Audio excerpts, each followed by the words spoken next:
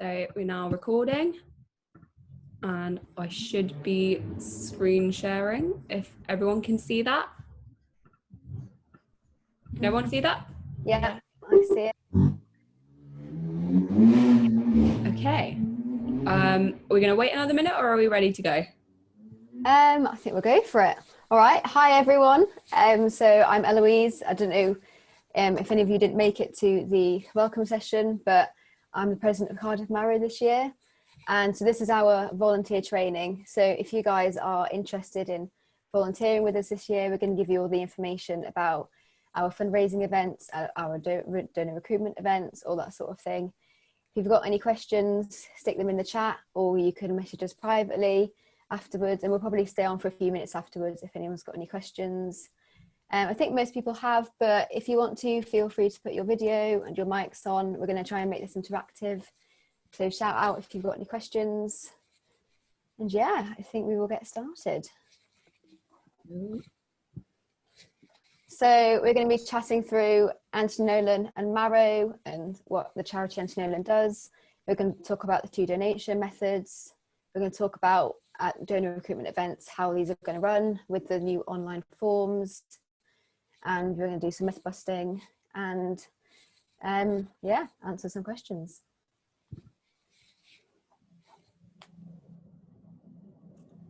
So in 1974, the Anti-Nolan charity was actually made by Shirley Nolan because her son, Anti-Nolan, got a really rare form of bone cancer.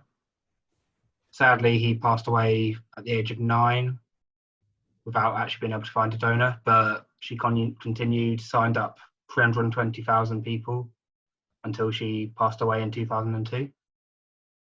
And since then, it's been growing quite a lot. In 2008, a student called James Custo in Nottingham University started Marrow. That's been going for 22 years so far. Do you want to say everything? Yeah. So just, these are quite a few good facts that you can say to any people you're trying to sign up, try and convince them. So there's every 14 minutes someone is diagnosed. So that's 100 people a day or just over. And most of these people won't actually be able to go through chemotherapy or radiotherapy. They need a transplant. 75% of all the people that need a donation need it from an unrelated source. So they need it through the stem cell register. And yeah, so the donor, it's 1 in 100 chance that you're actually matched up to someone. So I think one thing I really like to say is, if you or I had ended up getting blood cancer today, there may only be 1 or 2 people in the whole world that actually are compatible to donate. So that just try and convince them to actually sign up. Okay. Right. So now we've got to meet the committee. So Hi, I'm Eloise. As I said before, I'm the president. So I've been involved with Cardiff Marrow for a few years. I'm a 3rd year medic. Yeah, feel free to ask me any questions or anything. I'm Ben, I'm the secretary, and I'm in my 4th year of biomedical science. Hi, I'm Destiny. I'm 3rd year law and I'm volunteer coordinator. Hi, I'm Jo. I'm a 2nd year medic and I do the social media.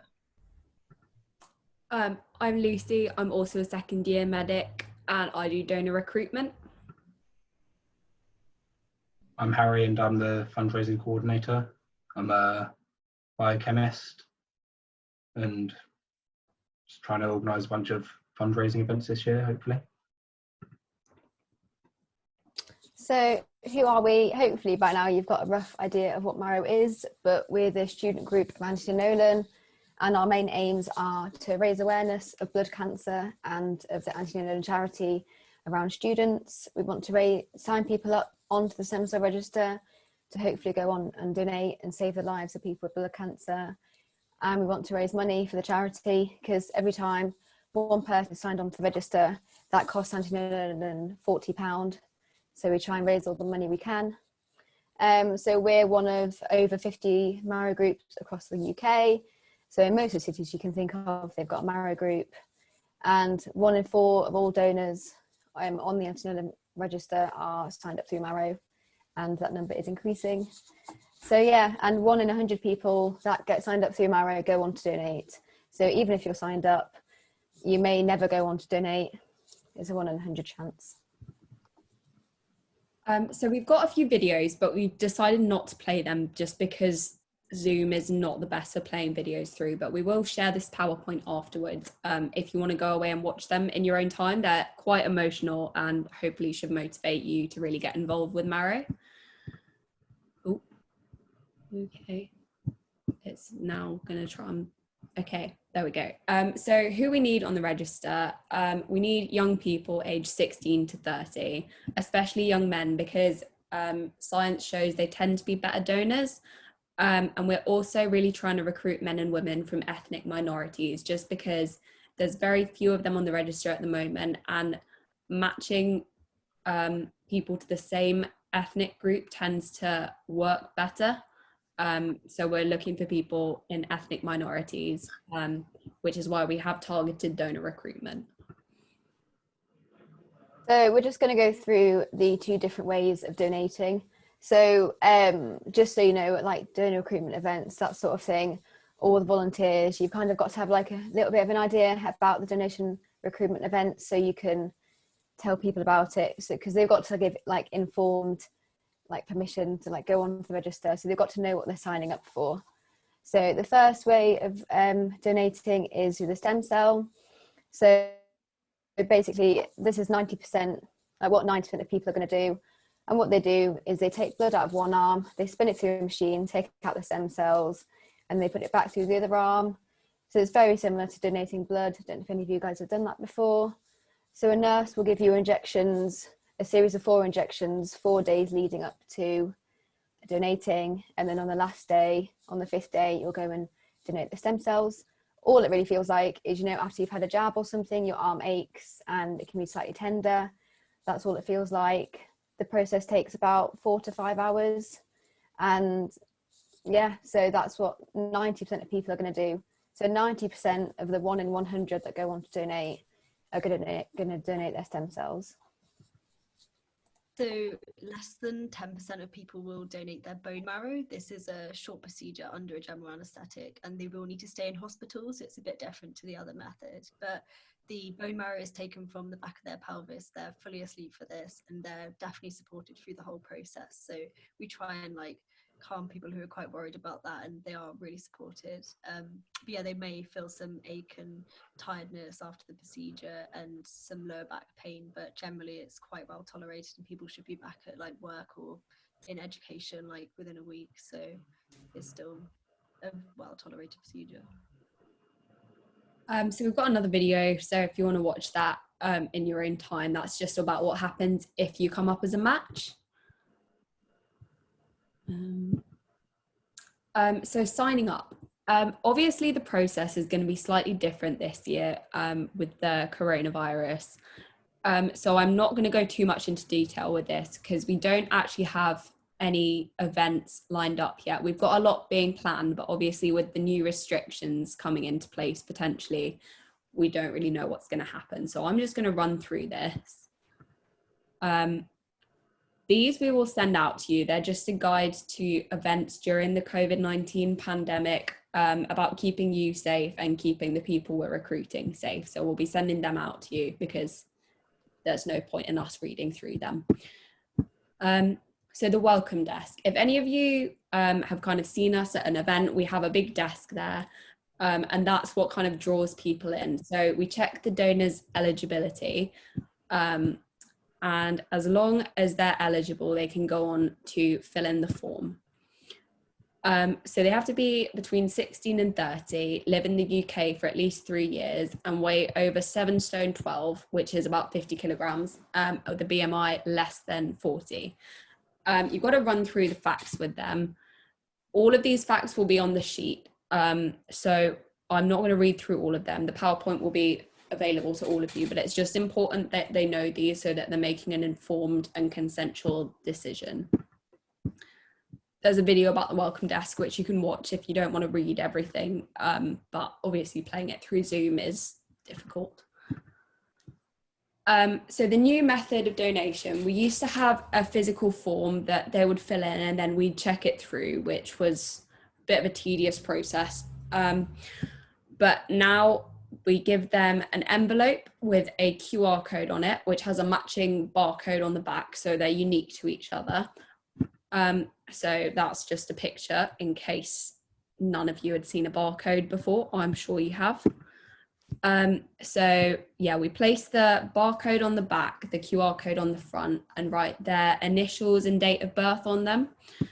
And then you give the swab wallet to the participant, the applicant, and then they will go away and fill in the form.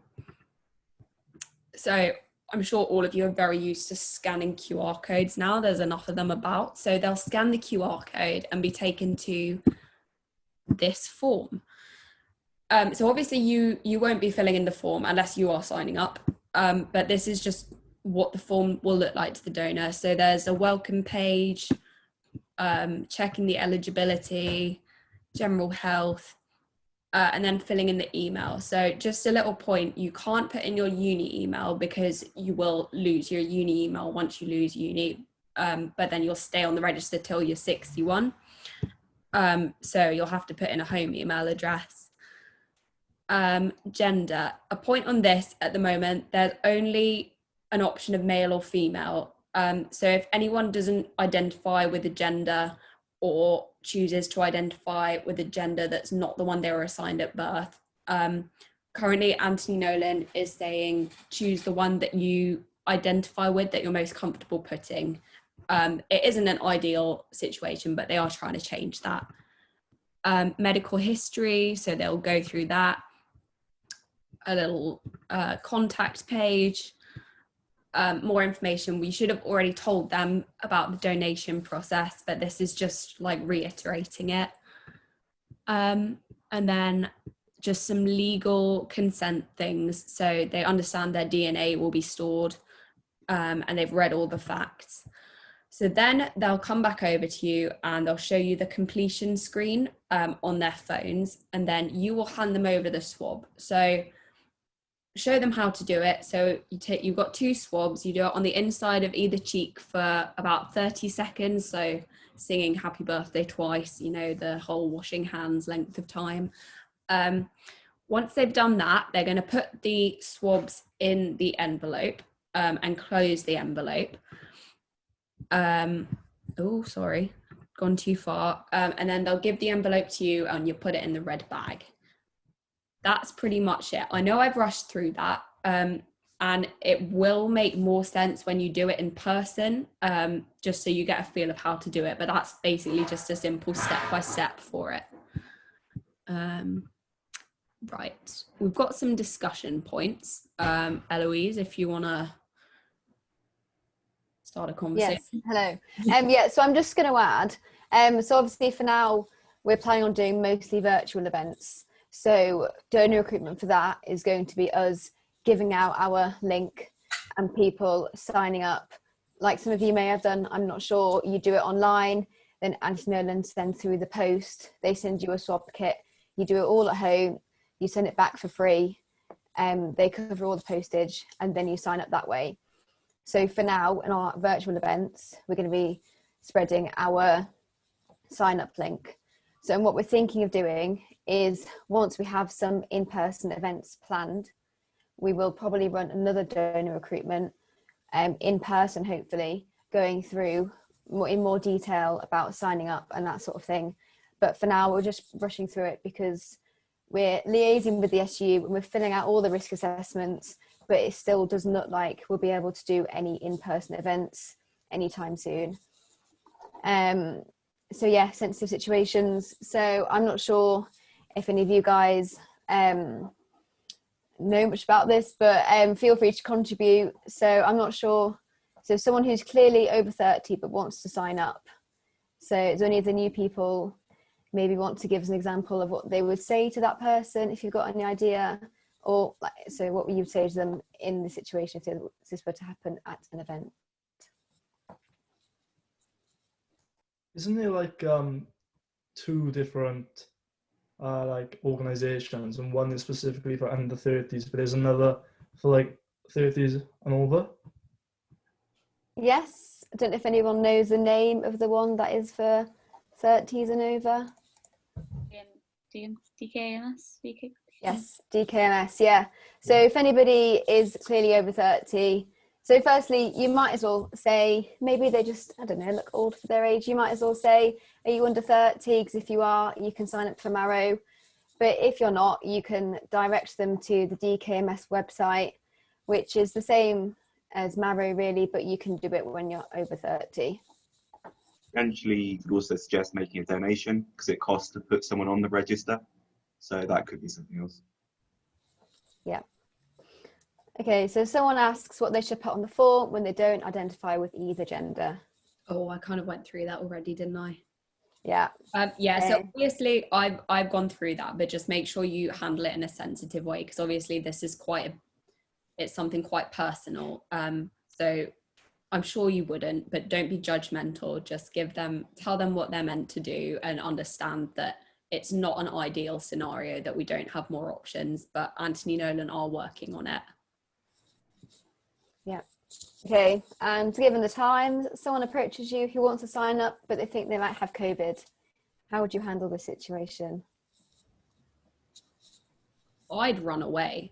You would hope they have like the sense not to come to event if they think they have COVID. But what would you guys say?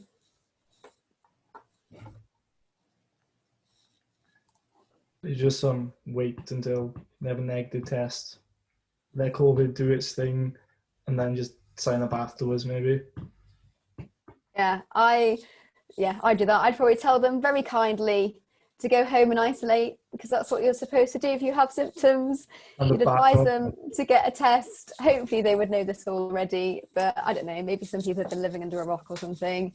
And then you could say, give it 2 weeks maybe, and then they could try and come to an event after 2 weeks. I suppose you could give them the online links, they could sign up online. Yeah. The only thing is, I'm not sure whether you can do the swabs if you've got COVID. I'm not sure if it could contaminate it or anything. You don't want to risk the people on the receiving end of the swab, the people who run it all through the machine, then potentially getting COVID. So I would probably recommend they give it 2 weeks. After then, they can sign up online, or they can come to an in-person event. Just minimising any risk to anybody anywhere in the scale along the process of signing up. And then potential donor has a medical condition and you're unsure whether they can join the register. Anybody know what they would do in this situation? There is a list, isn't it? You can just have a look and if their condition is there. Yeah, so when they fill out the form on their phone, then there probably will be, at least on the physical forms, there was a tick box for quite common medical conditions, and they just tick them. And at our events, we usually have a big booklet of medical conditions, and we can look through that and see whether they can still donate. But usually I'd say ask one of the committee. Either the committee will know, or they can have a look through their little book, and then we can advise them on there. I just say on that point, obviously ask the committee, but if someone has disclosed to you a medical condition, do check that it's okay with them if you ask someone else about it. And in the booklet of medical conditions, there's also a phone number to Anthony Nolan where the experts will advise on any medical conditions. But it's important just to keep it personal and don't go shouting out everyone's medical conditions, because that's just not nice. Yeah, maybe try and take them off to like a bit of a quieter place. Also, something generally, sorry, Harry.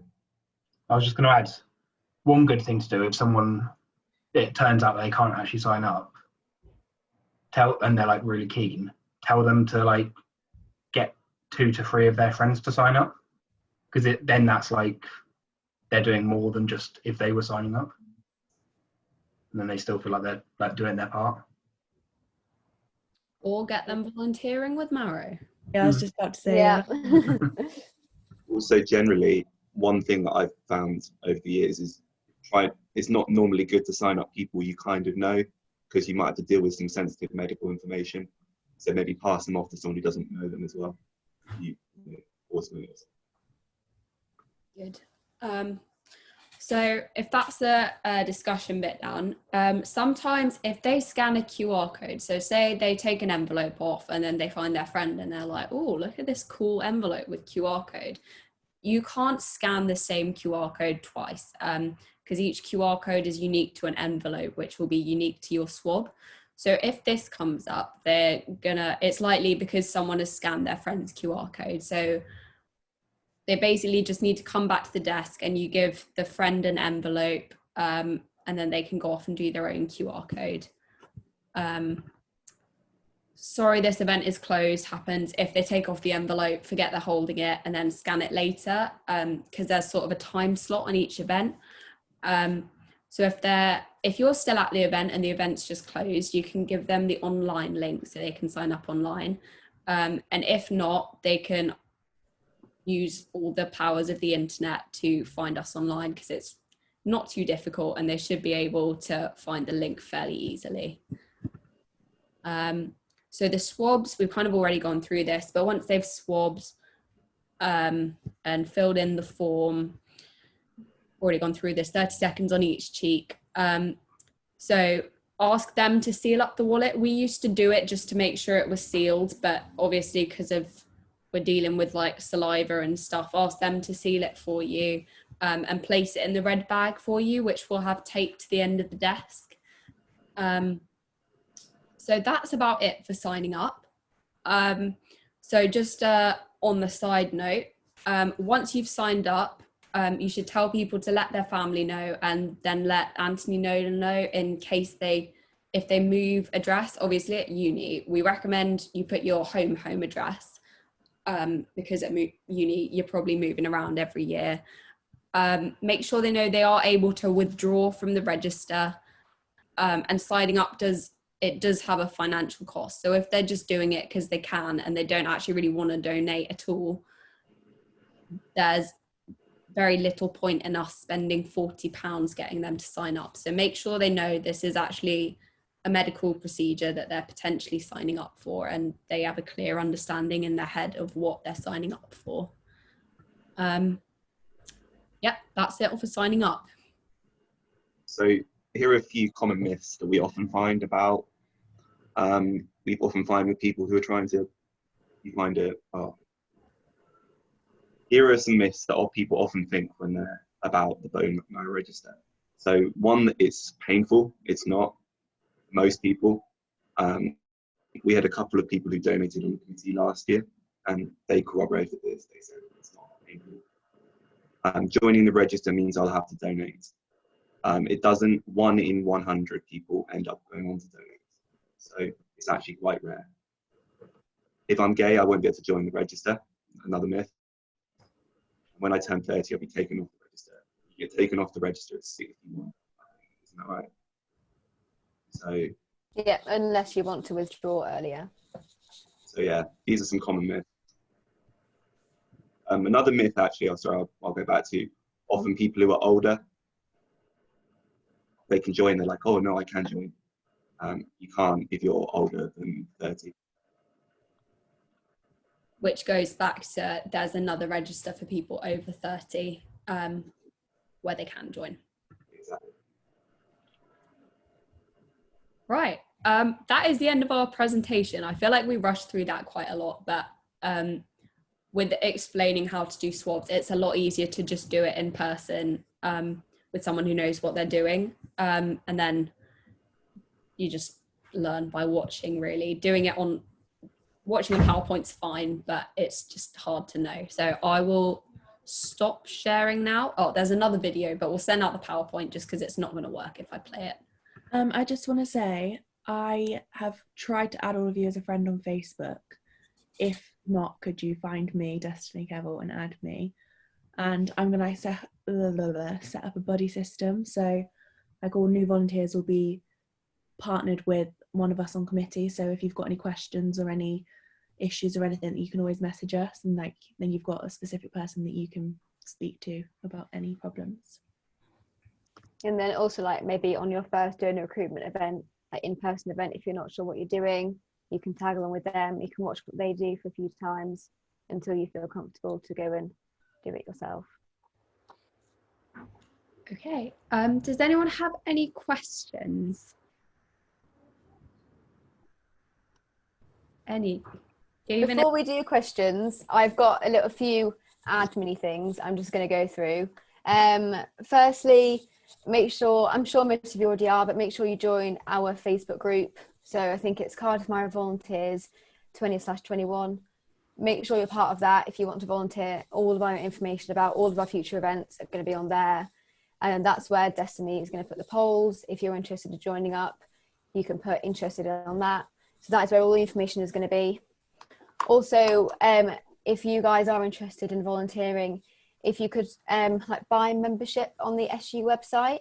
So if you go onto the Cardiff SU website, if you search Marrow Society, and there should be a link where you can buy membership. It's completely free. It just means that according to the SU, you're part of our society. So we would appreciate if you guys could do that before you come along to any events. But yeah, it's completely free. And even if you buy membership, again, it doesn't mean that like you're going to be forced to come to events. It's still completely optional. You can come to as many or as few events as you want to. We also have some committee places available if people are interested. So we're going to have a freshers rep. We're probably going to have a postgrad rep as well, I think. And we're also going to have a welfare rep. So if any of you are interested, message me or any of the committee, and we'll probably do that through elections on the SU. We might do that in maybe November time, end of October. So yeah, so freshers rep, postgrad rep, and welfare rep if any of you are interested. And then future events. So as we said, we don't have any set in stone yet, any in-person events, because we don't want to put all the effort into planning an event and then the SU come around and say you can't.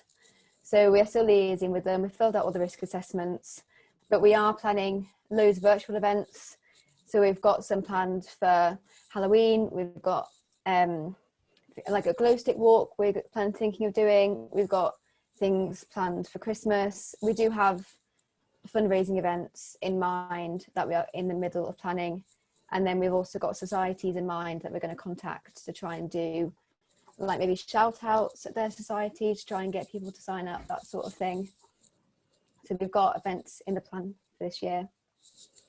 And then also a last thing, if any of you guys aren't already on the Stencil register, sign up today. Our link is plastered all over our social media, and if you don't have it, we can send it to you. Why not sign up today? Oh yeah, there we go. Someone's put it in the chat. Yeah, why not sign up today? Sign up online. All the kit gets sent to your home.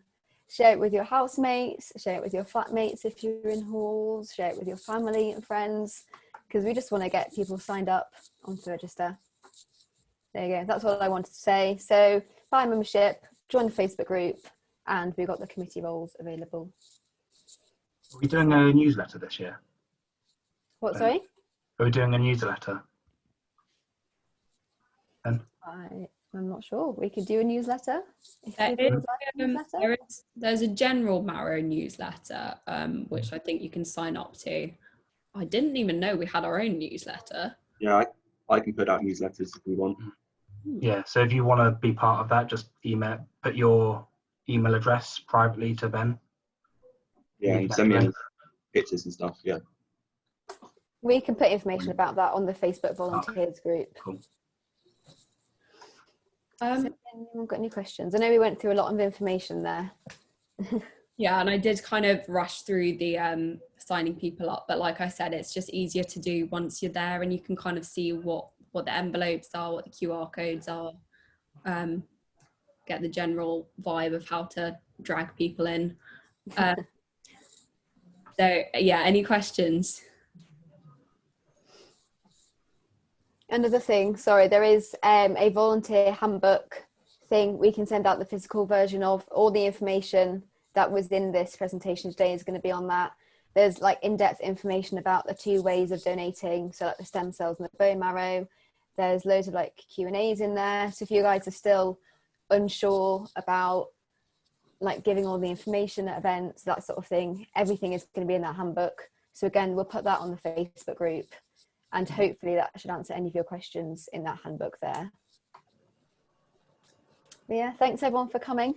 Yeah, if you've got any questions, we'll stay on for a few minutes afterwards. I hope this was useful. I hope we've encouraged you to volunteer with Marrow this year. I promise you guys, you won't regret it. It's so much fun. When we end up doing in-person events, you can be, I promise you, all really nice. We hope you come and volunteer with us.